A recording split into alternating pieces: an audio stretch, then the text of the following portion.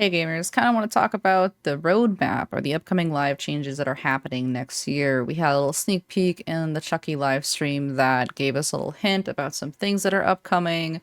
And I don't know, I feel like it'd be a really good discussion video to tell you my thoughts. And sorry if I sound tired, I woke up super early, but I just felt like doing this because why not? I'm on a roll. Okay, so January to March, quality of life and gameplay. FOV slider, thank you. I'm really, really excited about this. I love accessibility options. I'm a little disappointed that there isn't an accessibility option for boons. I've always thought that boons should have a little icon in the top right corner to signify that there's a boon currently active in case you don't hear it, especially for the deaf community or hard of hearing. So we're getting there, I guess, but FOV slider is a good start, I suppose, for those who have motion sickness. And they've been leaking this for a little while, so that's a good thing. Next one, solution for 3 gen. This came by a surprise. I didn't think anything was wrong with 3 gens. I know like 3 gen killers exist and they're a problem, or I always thought, at least for me lately, sometimes I even have to guard a 3 gen and survivors will gen rush and they'll just form their own 3 gen. And I always felt like, even as a survivor player too, that it was a survivor problem. Like, we have perks that counter 3 gen, such as deja vu, so I've been seeing that more in my games. And it's a really weird change to put up here. I feel like maps are a problem, so I'm because when they say maps, if that was the case, I don't know. I'm kind of worried about this because right now M1 killers are having a rough time currently. M2 killers are definitely meta right now, and it's a little concerning to have something that's only for M1 killers. And for those who are wondering, M1 meaning like Trapper, Wraith, killers that don't have a power in chase really, so they rely heavily on mind games. Maybe I'm overthinking it, but that was a little worrisome to me. Okay, so killer updates. Onryo, Hillbilly, Blight add-ons. So Onryo has gotten quite a few changes, just recently got a rework, especially with how the Condemn works. I don't know how I feel about this. I'm assuming it's to make Condemn not so easy to use at a certain level of play. I feel like I'm a baby Onryo. I just teleported everywhere, didn't really, it was a pretty boring game. Maybe you'll see some gameplay right here. I'm really bad at Onryo, and I was able to condemn everybody just off of teleporting a lot. And I did get a really good map for her, so that did help, but I'm assuming it's probably Condemn related. Next up being Hillbilly. That one's an interesting one too. I am actually excited. I'm not, okay. I'm kind of nervous too. I want them to bring back Space Billy or Sky Billy. I don't know, like, I don't want them to ruin curving. I'm hoping this is a buff, or just I'm hoping maybe this will make it where Billy could be easier to play. But then again, we saw what they did with the Trickster changes, which I don't have too much information on, but the consensus is they made Trickster worse in the recent update. I'm not one to ask, but yeah, so it could be your hit or miss on Hillbilly. So lastly, Blight add-ons. For anyone that is unaware, Blight add-ons are by far, I think Blight add-ons are actually stronger than Nurse add-ons. When you have the best Blight add-ons and the best Nurse add-ons, it doesn't even compete. Blight just goes above Nurse right there in the S tier spot. They're very close otherwise, but that's the big difference of where the killer will be placed. And I think the add-ons that they're going to be changing, and you can always please discuss this with me. I do not play Blight. I'm just kind of going off of maybe what I face, what I see, what ends up feeling really oppressive in public matches. One big one is Alchemist Ring. Hitting a survivor with a lethal rush will instantly recharge all rush tokens. That's crazy good. You have that's so much oppressive power. Good blights will purposely time their bumps to make sure, or time their rushes to make sure that they get value off this add-on, and they're just nonstop going. The map pressure is insane. I think the other one they're probably going to fix is Iridescent Blight Tag, which is upon using all rush tokens, your last lethal rush will put survivors in the dying state. I've seen some nutty plays with this one. I wouldn't be surprised if they did something with this, because an exposed status effect on already an oppressive killer is very, very hard to counter, and also really easy to snowball with if you're really, really good. And then lastly, I feel like Blighted Crow and Blighted Rat will probably be tuned. I feel like they would be adjusted. I'm assuming, if I could guess, I'm assuming they're going to be subtracted 2% per or changed completely. I don't know. The speed add-ons, at least when I'm playing in like a regular old lob. They're very hard to counter as well. So I can see those adjusting. I don't really know about other add-ons. I'm not one to ask. I am a nurse player. I also play ranged killers, so blight's not really my forte. So I would love to read your comments below on what you think, and I'm sorry if I couldn't offer any other information on that one. So, perk updates. Save the best for last. For those who don't know what Save the Best for Last does, it does this. Gain a stackable minus 5% cooldown reduction on successful basic attacks per token, up to a maximum of negative 40%. It is very, very strong, especially in endgame. It's pretty much like the best endgame camping perk, which might be what they're adjusting later, and I'd be okay with that. If they wanted to remove it in endgame, that's fine. I'm all right with stuff turning off at endgame. It kind of suits their whole... They've been doing it with other perks, so whatever. I am concerned, though, because we have the 3-gen cancellation thing solution, and then we also have Sabiffle nerfs. Probably Sabiffle. There's no way they would buff it, right? But those are the only things that are good for M1 killers who are kind of struggling right now. Although I did say that Sabiffle, I mean, not here, but on stream, I did say that Sabiffle should get a nerf if it does get a nerf, it should happen after the made for this nerf, which did happen. So I don't know. I'm hoping it's not gonna make it worse for M1 killers. That's like the main thing I'm worried about. I really wish I saw some. I mean, we're gonna get into killers in the next category, but as an M2 person, I'm okay with it. I usually use Sabiffle on Deathslinger because you can shoot with your gun, force them to break the chain, and then you get to keep your stack, and then you get to just waste 1 stack when you want to down them. If they change maybe when you lose a health state, so it's nerfed on M2 killers, I'd be okay with that too. That's all right. But yeah, that's kind of my thoughts. Next up is Grim Embrace, which Grim Embrace does. Each time a survivor is hooked for the first time, Grim Embrace gains 1 token. Upon reaching 4 tokens, Grim Embrace activates, blocks all generators for 30, 35, 40 seconds, and the aura of the obsession is revealed to you for 6 seconds. This perk is pretty weak. Upon reaching 4 tokens, that's a lot of work. That's a lot of work for an anti-gen perk. Like, you may as well just run Pain Res, which is when you hook somebody, the gen with the most progress is subtracted by X%. It's right here if you would like to read it. It's a great early game perk to add some slowdown or to save for later if you count your hooks, which is not me. I'm really bad at counting hooks. I think buffing that is a good choice. I think, I don't know what they plan on doing. I'd be curious to see, but that's kind of exciting because it's a pretty bad perk otherwise. All right, the next one is Quick Gambit, which is also quite bad. Increases the repair speed of any survivor by 6, 7, 8% while you're being chased within 24 meters of a generator they are currently repairing. Why in the world would you release a perk that encourages you to run the killer next to a generator that is being repaired? So am I surprised that it's going to get buffed or changed? Probably not buffed, probably changed. Maybe they'll buff and make it big. I don't know, but I'm yep, no surprises here. Why? I don't think I have to explain why this is a terrible perk. So there's better things you could run, like, you know, not sandbagging your team.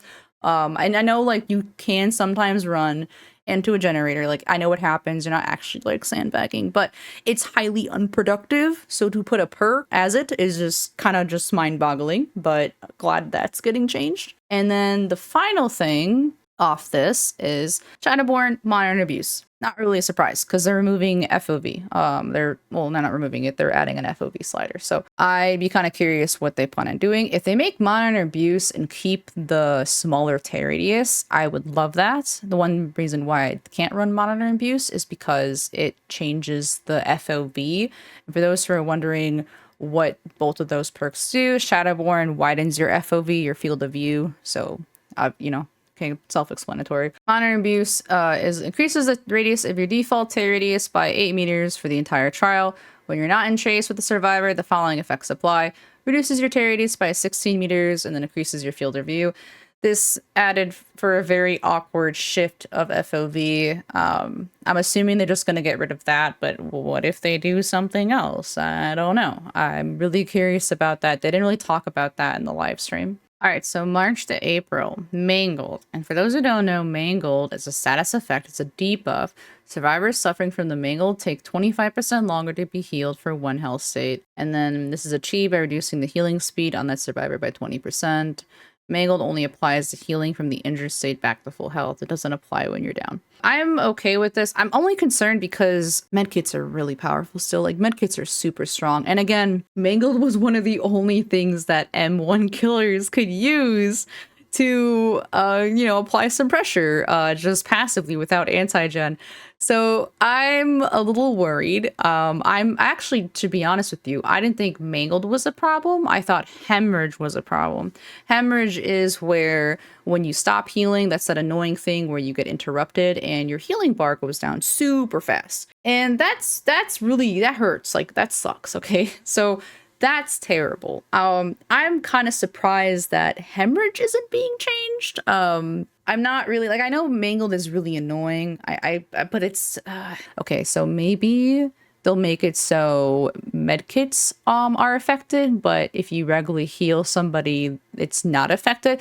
I don't know. Either way, it's just a lot of stuff that is just gonna nerf M1 killers. And I know I'm a nurse main, but I do feel for you guys. And then since we're kind of talking about it, let's kind of skip over the killer tweaks briefly and go over to perk updates. Sloppy Butcher is getting changed, so perhaps they are changing the hemorrhage stats effect, but they don't really talk about it. Maybe it's going to be for medkits. Maybe, I don't know. If that's the case, like, I'm okay with it. Make medkit healing slower. Like, medkits is what counters you really badly as a killer. So being able to self-heal is so strong. And I know people might be saying, oh no, don't touch medkits, but it's really, really, really, really strong. So I don't know how I feel about this one. So let's move on to the killer tweaks. So the killer tweaks being Hag, Pig, Huntress, Demogorgon, Clown, Doctor. It's really interesting seeing Huntress here. Huntress, I've always thought was a pretty balanced killer. Like, a lot of people would agree Huntress is one of the more balanced killers in the game. But I will say the maps have been putting her in a weaker spot as the updates have gone by, as someone who mains Huntress too. And I feel like I'm not able to just go for, I feel like I can play really, really well, but it doesn't matter. So I can kind of see why she would get buffed or changed. And let me go into what I think is going to happen with her, maybe. Someone made the suggestion of making Oak-Happed base kit. Oak-Happed is, it speeds up the cooldown in between throwing a hatchet. I'll have the definition right here. I don't feel like pulling it up. I'm okay with that being base kit. I'm okay with giving her more hatchets. I don't know. I'm okay with maybe making her reload even maybe not faster. I feel like her base kit reload was kind of underwhelming, although it does feel good with her add-on, her reload add-on, and also with Iron Maiden. So I don't know what they plan on. This is kind of like a guessing video because they didn't really tell us a lot during the live stream. And yeah, I can't think of anything that they would do to buff her because she feels like the strongest one out of everyone listed here. But with that, let's continue on. So the Hag, why I say it like that?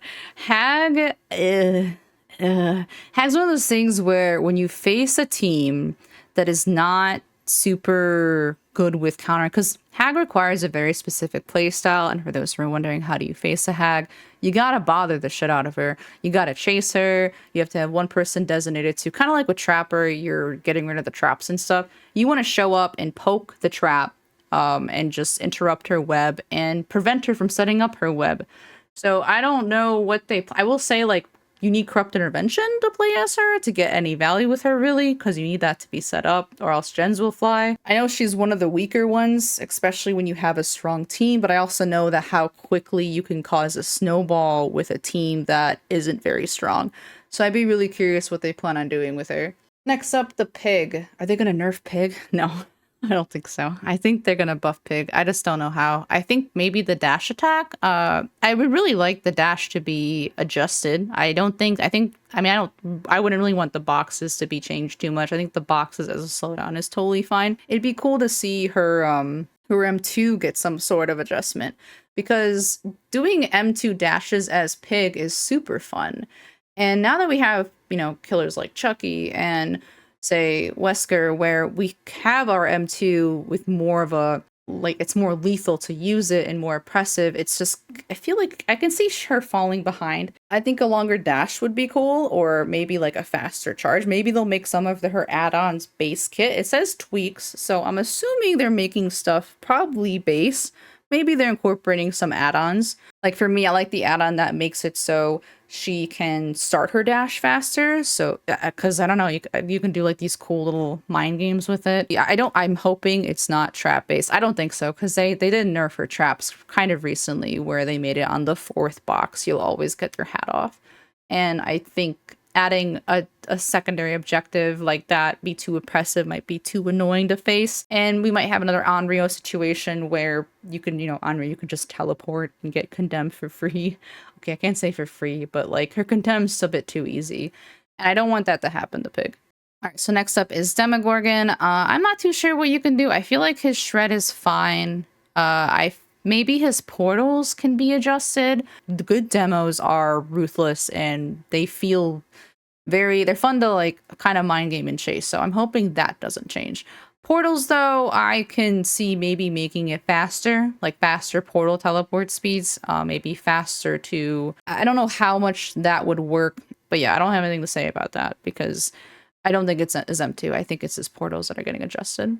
Now, Clown, I have no idea. I don't have any idea what they possibly could be doing. I'm assuming maybe the bottles, like a big issue with Clown is the motion sickness that the bottles can apply on people in real life. I know a lot of people who have trouble dealing with the smoke effect and it feeling very awkward. Maybe it's just going to cause a slow effect or something. I also know there's an issue with him in general when it comes to pressure. He does struggle from what I'm aware. That's why a lot of clowns will do like haunted, or they'll do some type of thing to cause a snowball. And I don't know. I have faced good clowns, and when they can hit their bottles, it's an absolute nuisance. And I know with the made for this nerf, that does help him a little bit when it comes to not having because haste counters him if you are fast. Maybe they'll make it so the bottles are like you don't have to okay, this is just me guessing. So say you know how you reload one bottle, you have to reload like all the bottles. So if you switch bottles and then you use one and then you use another, you have to reload. What if they do it separately? So like your slow bottles are a separate quantity than your fast bottles, so you don't have to reload as much and you can be more inclined to use your fast bottle, which is the yellow mist. So I don't know, I'm not too sure about that one. All right, so Doctor, not too sure. I feel like Doctor is going to be another accessibility thing. A lot of people say that the static gives them like possible epilepsy issues, and the screaming can be very jarring and can cause headaches. So otherwise, I don't know what they plan to do because good doctors are very, very good at canceling the animation. Although I will say that I feel like a lot of doctors have to time it perfectly and get paid, or else they get pinged on. So they just, and it's very annoying because I have played him a little bit, and maybe it should activate his power faster. So like maybe the static should happen more quickly, so you don't get as pinged on, or so the survivor won't like get the vault anyway because there's like a travel time, or maybe they'll increase the distance. I feel like not having the distance or range add-ons is very bad. I feel like Doctor just feels awful to play without range add-ons. At least this is my opinion. His add-ons could use maybe some adjustments too. I feel like his add-ons are kind of underwhelming, or at least most of them are. But let's move on to April and June. Quality of life and gameplay. Bloodweb improvements. Dub. Let's go behavior. It's a shame that it's going to take until April, June. Although they did kind of give us a little, I guess, example of what they're thinking about, which I'll play here. But we know it's still frustrating having to prestige a character to prestige 1 to be able to auto level them. So very plain and simple. This one, as soon as this is in, as soon as you have one character to prestige 1, you can auto level any character. Awesome. So this is going to make it a lot quicker. You get a new character, you can auto level them day 1 the moment that you have them. Fantastic. So all those blood points you've saved up, you can spend them right away.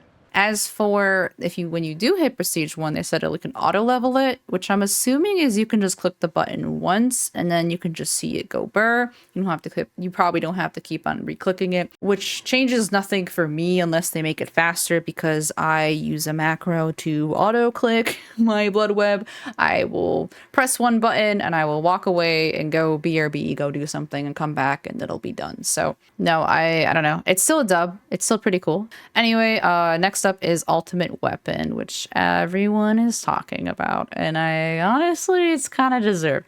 Ultimate weapon is pretty strong, which I'm really surprised it's not changing until April and June.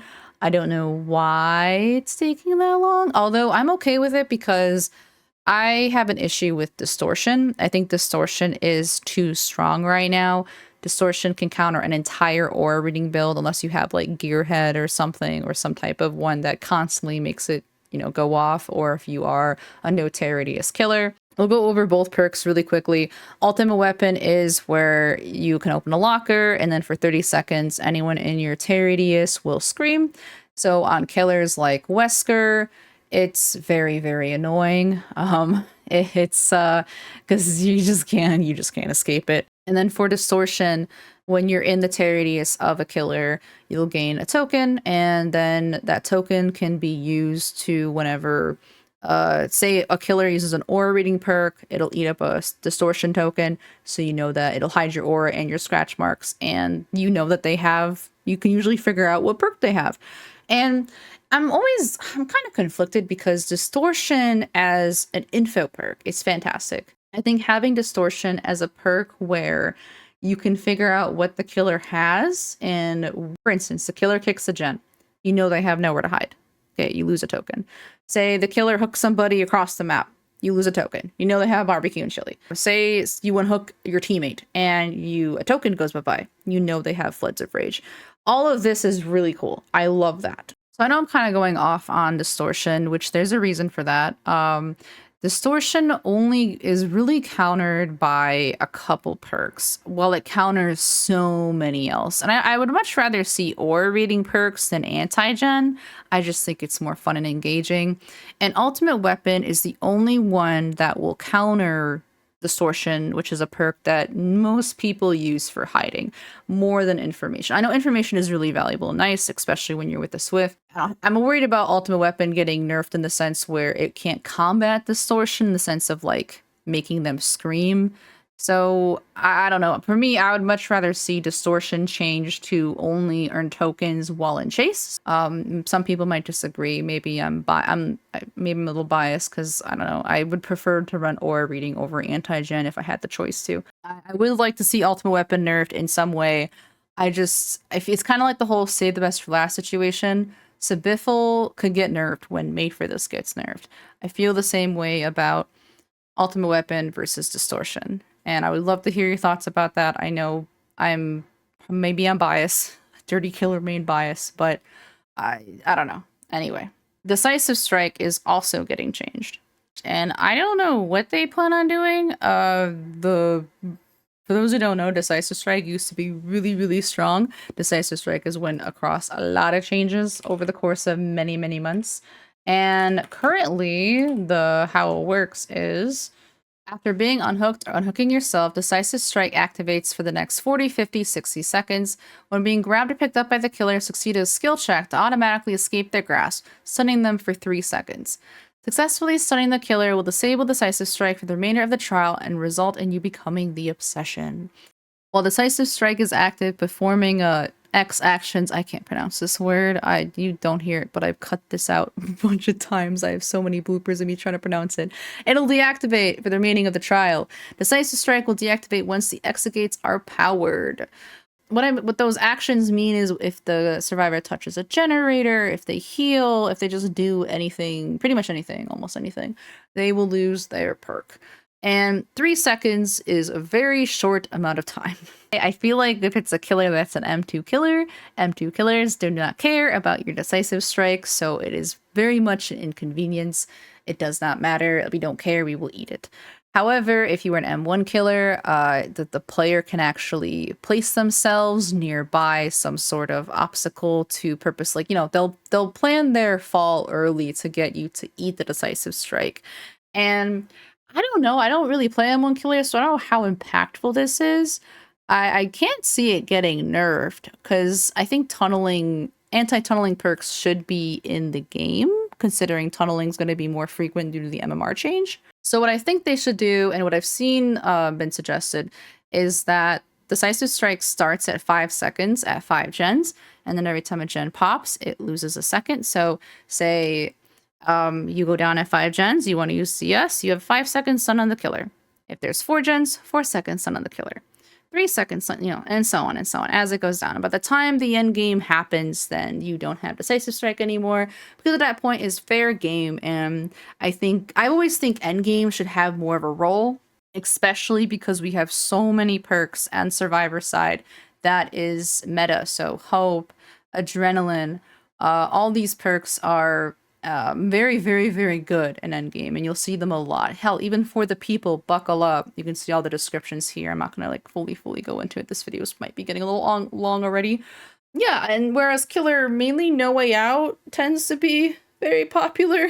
You don't really see many else. I guess the Biffle could be considered an endgame perk because it's so good. I'm hoping it's not a nerf, but I'm also hoping it's not so much of a buff where it'll harm M1 killers, because M2 killers don't care about this perk. But yeah, that's my thought process on that. And then lastly, we reached the end of our discussion. The Twins killer updates. They did say that they're planning on reworking Twins' power.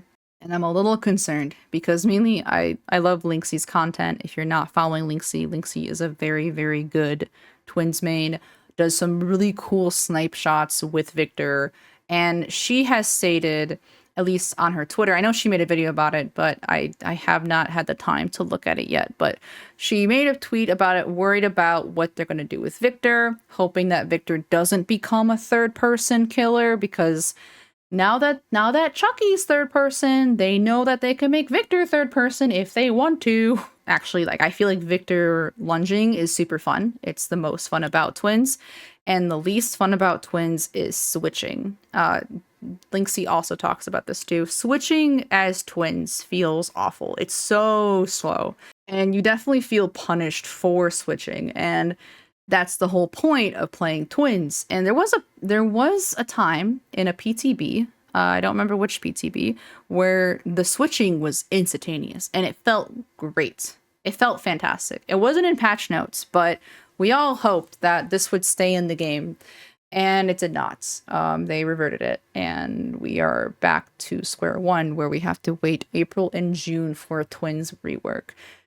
As exciting as it is, I really hope they don't mess it up. I'm concerned because I didn't really talk about it too much. I don't really recommend watching the video by this gamer right here, because they are way more experienced in this killer than I am. So I don't think I can really say or talk about in this particular subject in a confident manner. So those are the upcoming live updates that are on the way in the following year. I would love to hear your thoughts about it, and possibly what you're thinking or how you're feeling, if you disagree, if you agree.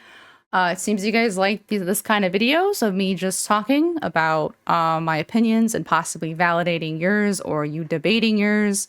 As long as people are respectful, I genuinely don't mind if you have an opposing opinion, whether I agree with her or not. That's the beauty of discussions. We can just get our brains going. That's all. Yeah, that's about it. Thanks for watching. Thanks for listening. And I look forward to reading your thoughts. Later.